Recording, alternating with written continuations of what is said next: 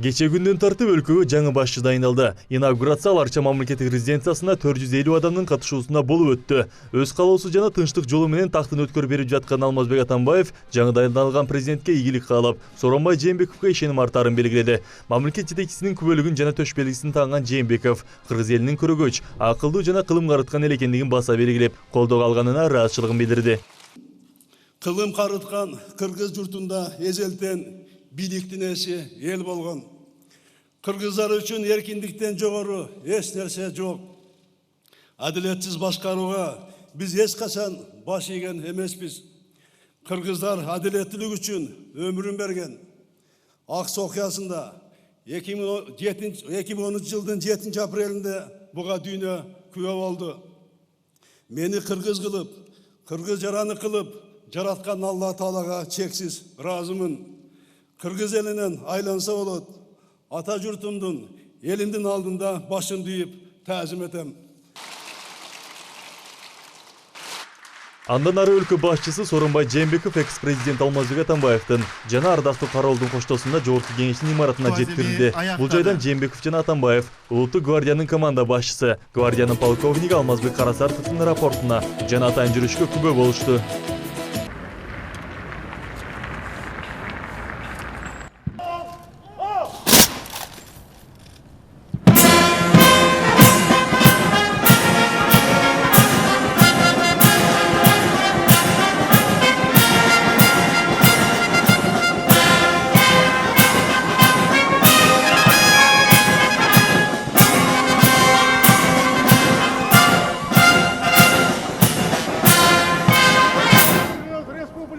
Президенти, Құралды күштерінің башқы қолбасшысы, Улуттук гвардия Кыргыз Республикасынын президентinin кызматка кириши салтанаттуу адемине түзүлдү.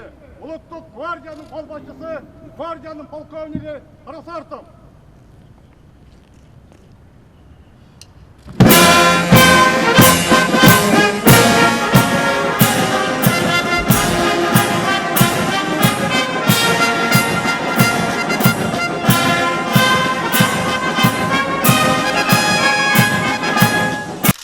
Жаңы дайындалуучу президенттин инаугурациясына буга чейин 13 миллион сомдон ашуун каражаты бөлүнөрү маалымдалган. Бул өз кезегинде коомчулукта, социалдык тармактарда катуусын пикирге алынды. Ошондуктан президенттик аппараттын маалымат, саясат бөлүмү чыгашта толук эсептеле электигин билдирип, инаугурацияга бир күн калганда салтанатка 8 миллион 404 миң сом сарпталары ачыкталды.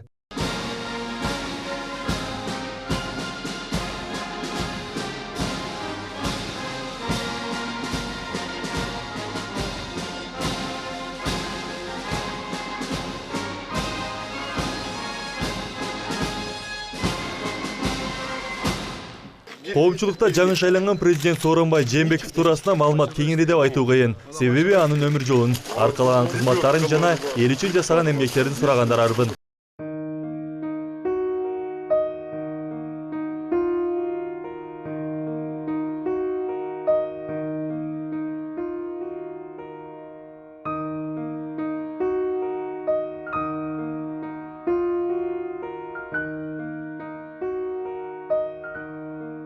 Сооронбай Жээнбеков 1958 жылдын 16 ноябрында Каракулжа районунун Телиман айылында төрөлгөн. Балачак жана окуучулук кездери өзү туулган айылда өтүп, мектеп курганда өзүнүн лидерлигин, коомдук иштерде активдүүлүгүн көрсөтүп, спорттук, улуттук оюндарда алдына эч кимди салбаганын классташтары белгилейт.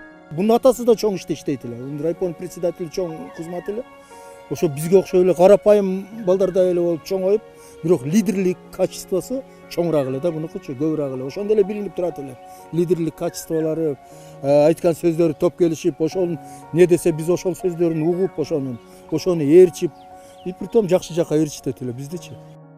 Ата баркына манчыркабаган Сооронбай Жээнбеков айылдагы карапайым жашоодо катардагылар сыяктуу өсүп, билимин тереңдетүү үчүн Борбордогу Кыргыз айыл чарба институтунда билим алган. Бул жактан да дайым алга карай умтулуусу, көздөгөн максатына жетүү үчүн бар аракетин көргөндүгү менен башкалардан айырмаланып, окууну аяктап, зооинженер кесибине ээ болгон. Өзүнүн акылын, өзүнүн билген оюн, анын арабызда баягы жаш кезде ар кандай болот, бирөөбүз шогураак болобуз, бирөөбүз башыраак болобуз. Ошолорду жолго салып, антпегиле, минткиле деп үйрөтчү бизге. Ал эми эмгек жолу мектептеги катардагы мугалимдиктен тартып райондогу башкы зоотехник, инженер, Ульянов атындагы совхоздун катчысы, анан башчысы, Кашкы-Жол колхозунун төрагасы, 1996-97 жылдары Жогорку Кеңештин депутаты, 97-2000 жылдары Жогорку Кеңештин агрардык суроолор боюнча комитетинин төрагасы, 2000 жылдан 2005 жылга чейин Жогорку Кеңештин эл өкүлдөр кеңешинин төрагасынын орун басары, 2005-2007 жылдары Жогорку Кеңештин депутаты болгон. 2007 жылы айыл суу чарба, өнөр жай жана кайра иштетүү министри болуп эмгектенсе, 2010-2012 жылдары Ош облусунун губернатор кызматынын милдетин аткаруучу, 2012-2015 жылдары өкмөттүн Ош облусундагы өкүлү кызматында иш алып барган. Ал эми 2016 жылдын март айында президенттик аппараттын биринчи орун басары болуп дайындалса, ушул эле жылдын 13 апрелинде өкмөт башчы кызматына киришкен. 2017 жылдын 17 майында КЗПнын саясий кеңеши Сооронбай Жээнбековго ишеним артышып, өлкө президенттигине талапкер катары көрсөтүшкөн жана көпчүлүк элдин добушу менен өлкө башчылыгына шайланган. Мен Жээнбеков Сооронбай Шарипович Кыргыз Республикасынын президентинин кызматына киришип жатып, Кудайдын жана элимдин алдында мамлекет башчысынын ыйгарым укуктарын адилеттүү ишке ашырууга, адамдын жана жарандын укуктарын коргоого, Кыргыз Республикасынын конституциясын так аткарууга, элибиздин биримдигин жана мамлекетибиздин бүтүндүгүн жана коопсуздугун сактоого ант беремин.